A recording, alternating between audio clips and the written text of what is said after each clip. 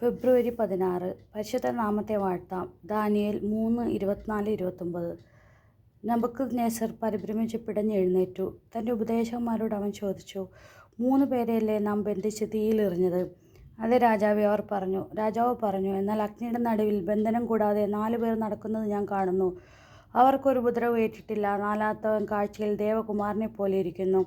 ജ്വലിക്കുന്ന തീച്ചുളയുടെ വാതിൽക്കലെത്തി നെബൂഖദ്നേസർ പറഞ്ഞു, ഷദ്രാക്ക്, മെഷാക്ക്, അബേദ്നെഗോ, അത്യുന്നതനായ ദൈവത്തിൻ്റെ ദാസന്മാരായ നിങ്ങൾ പുറത്തു വരുവിൻ.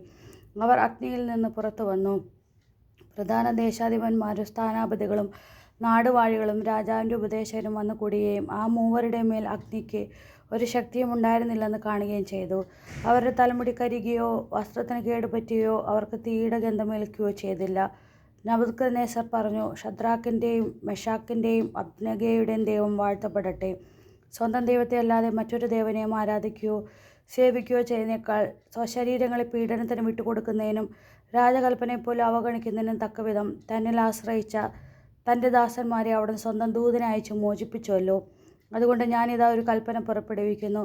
ഷദ്രാക്കിൻ്റെയും മെഷാക്കിൻ്റെയും അബേദ്നെഗോയുടെയും ദൈവത്തിനെതിരെ എന്തെങ്കിലും പറയുന്ന ജനതകളെയും ജനപദങ്ങളെയും ഭാഷക്കാരെയും കഷ്ടമായി ചീന്തിക്കളയും. അവരുടെ ഭവനങ്ങൾ നിലം പരിചാക്കും. എന്തെന്നാൽ ഈ വിധത്തിൽ രക്ഷിക്കാൻ കഴിവുള്ള വേറൊരു ദേവനില്ല. പ്രാർത്ഥന എരിയുന്ന തീച്ചുളയിൽ നിന്ന് പോലും ഞങ്ങളെ രക്ഷിക്കാൻ കഴിവുള്ള ദൈവമേ, ഞങ്ങളും കുടുംബവും അങ്ങയെ വാഴ്ത്തുന്നു. അങ്ങയുടെ മഹത്വപൂർണ്ണമായ പരിശുദ്ധ നാമം വാഴ്ത്തപ്പെടട്ടെ. അങ്ങയുടെ നാമം ലോകം മുഴുവനും അറിയപ്പെടുവാനും പ്രഘോഷിക്കപ്പെടുവാനും ഇടയാകട്ടെ.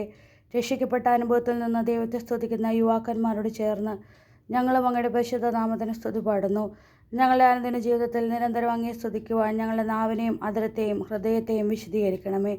സുഹൃത ജപം. ദൈവമേ, അങ്ങയുടെ പരിശുദ്ധ നാമം വാഴ്ത്തപ്പെടട്ടെ.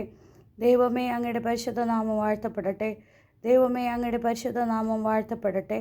നമ്മുടെ കർത്താവായ മിശിഹായ്ക്ക് സ്തുതി.